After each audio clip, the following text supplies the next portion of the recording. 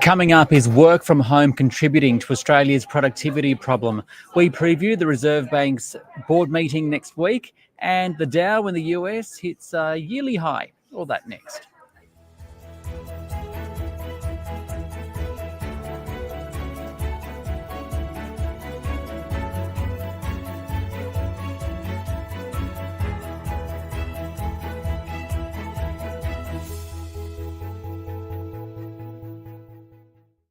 It's your daily 10-minute business and finance news wrap for this Friday, the 1st of December 2023. On Market Day, we'll speak with Omkar Joshi from Opal Capital Management. But first, does Australia have a productivity problem? And to what extent does the work from home trend play a part? For more on that, I spoke with Westpac Chief Economist and former RBA Assistant Governor, Luci Ellis. Luci Ellis, does Australia have a productivity problem? The world had slow productivity growth in the lead up to the pandemic, including Australia. What we're seeing in Australia at the moment is falling productivity, and only Australia and Canada amongst the main nations have experienced that.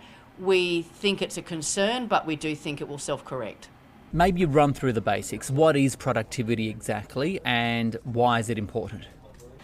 When we think about productivity as individuals, we're really thinking about getting more done with the least amount of effort.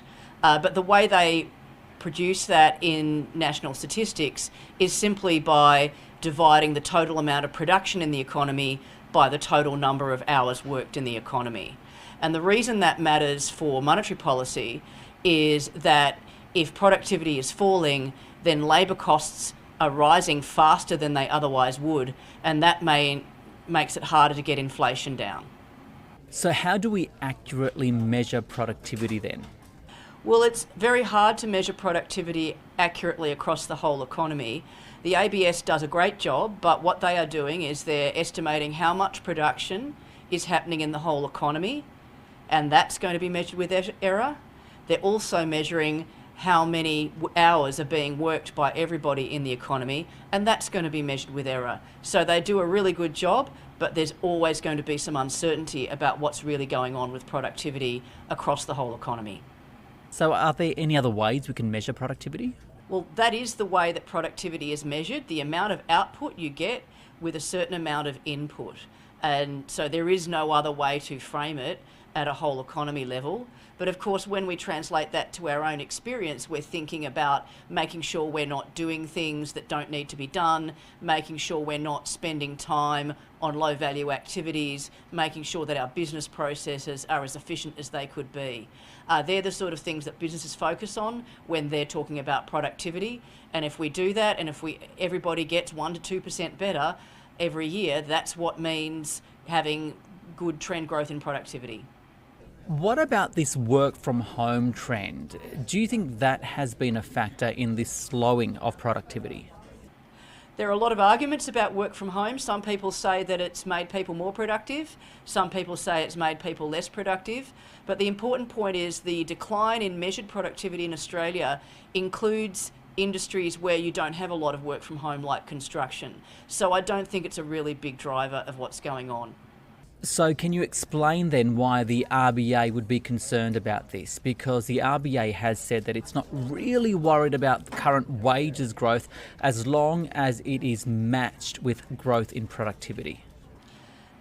I think part of the thing that worries the RBA is they're not really sure why measured productivity in Australia has fallen the way it has, and only Canada has seen a similar decline.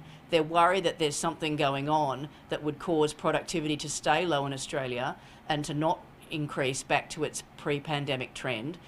If that were to happen, then you wouldn't be able to square inflation running at their 2 to 3% target with wages growth running in the threes.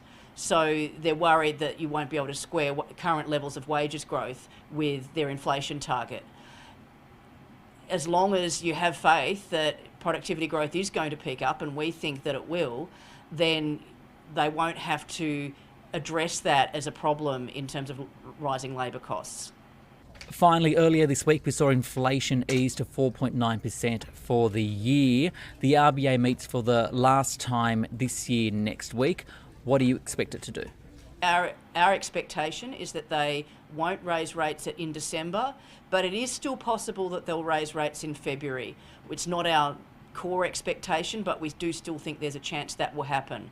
The Reserve Bank wants to get inflation back to their 2 to 3% target by 2025, and if things are taking longer than that, then they will have to act.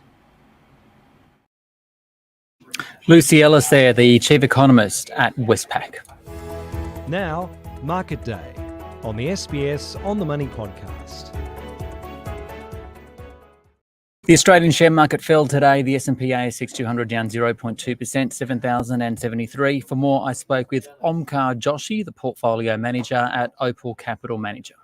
So it really is a bit of a mixed bag. So mostly what's going on is it's a bit of a blow off from what we've seen in the last few days. Obviously a very strong rally over the last month or so. And so we are just seeing a bit of a down day, very modest.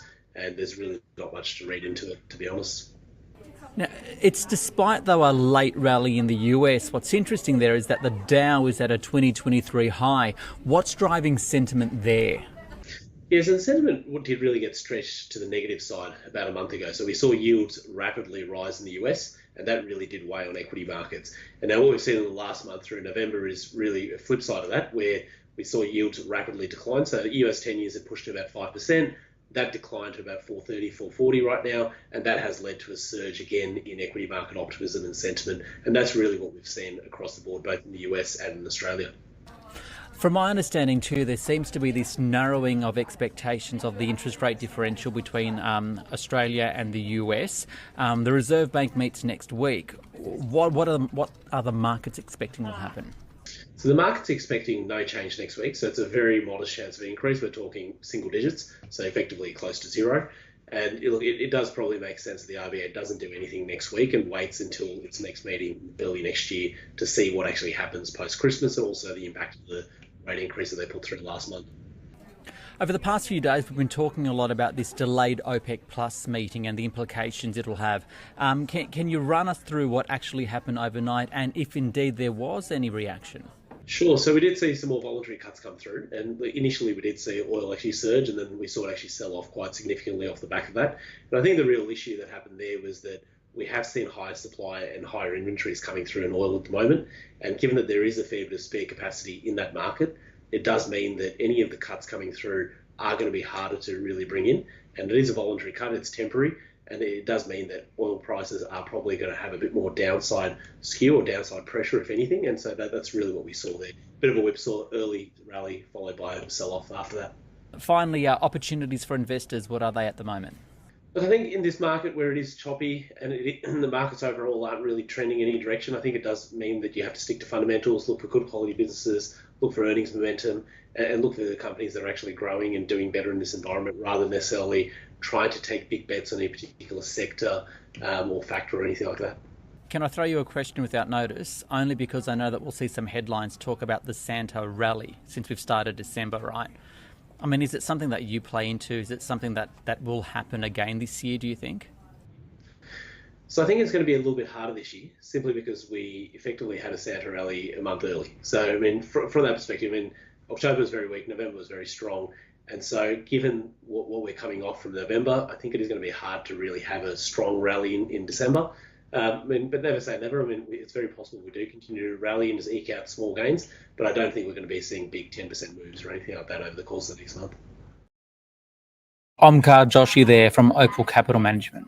This SBS On the Money stream is provided for informational purposes only. The content in this stream should not be understood as constituting advice or a recommendation. It is not personal advice and it does not consider your personal circumstances or objectives. You should contact a licensed professional before making any